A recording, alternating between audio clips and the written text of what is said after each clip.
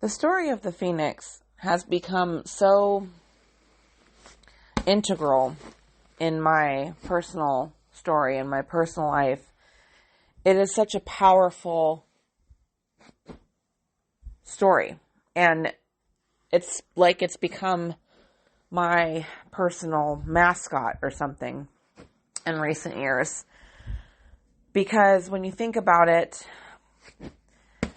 it's this beautiful, amazing, powerful creature that is burned and consumed completely by fire and then rises up out of the ashes. In fact, the destruction of the fire is necessary in order for the phoenix to be born.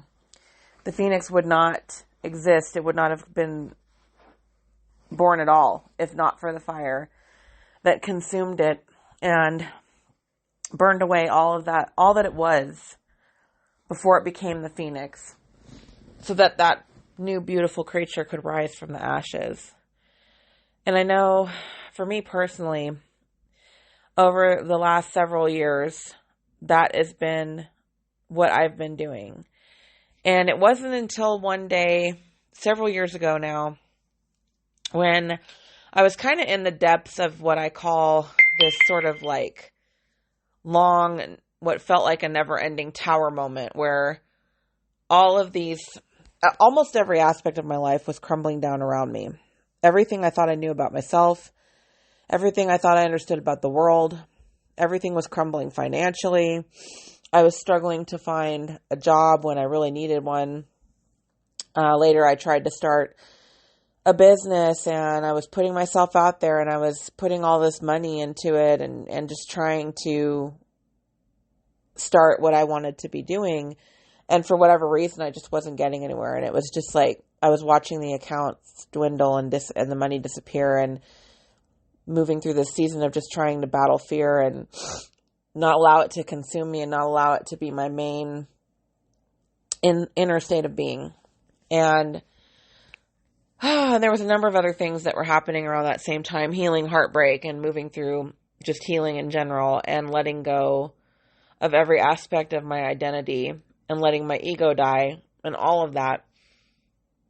And then it dawned on me in the midst of all that one day that many years before I had prayed to God after I went to church one Sunday and I heard a sermon from the pastor, and he was talking about refinement. And he was talking about how, that's what God will do to you if you allow it, if you seek it. It's like everything that you go through, everything you experience is all part of that process. It's the fire of refinement. And I think it might be in Psalms. I'd have to look it up. I don't remember, but I know there's a song that I love. It's by Becca Shea, and it's called Going Through the Fire, Coming Out Gold. Or I think the song is called Gold, but that's what she says in the song. And then I remembered that prayer, and I remembered asking God to refine me. And I didn't fully understand what I was asking for at the time. Not really. I just knew that I wanted to be made new.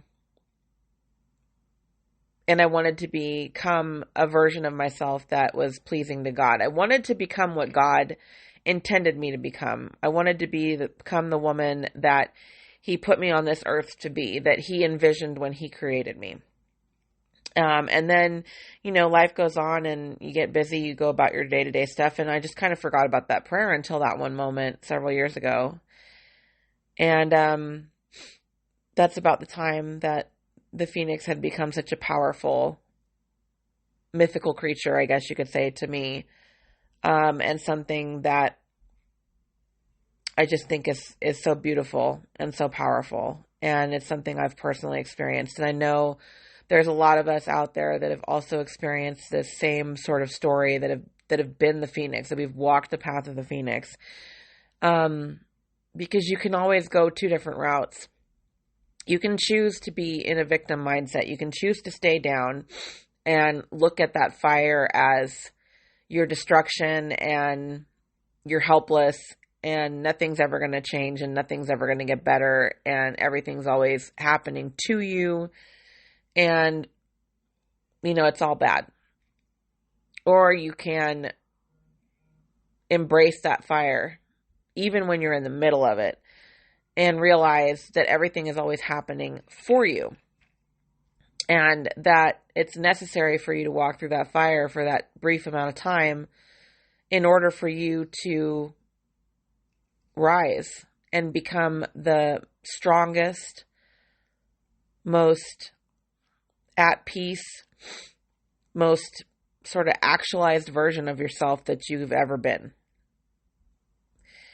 And there's another saying about how you have to in order to have a new life, in order to create a new life, you have to be willing to let go of the other one. You have to surrender to allow it to crumble.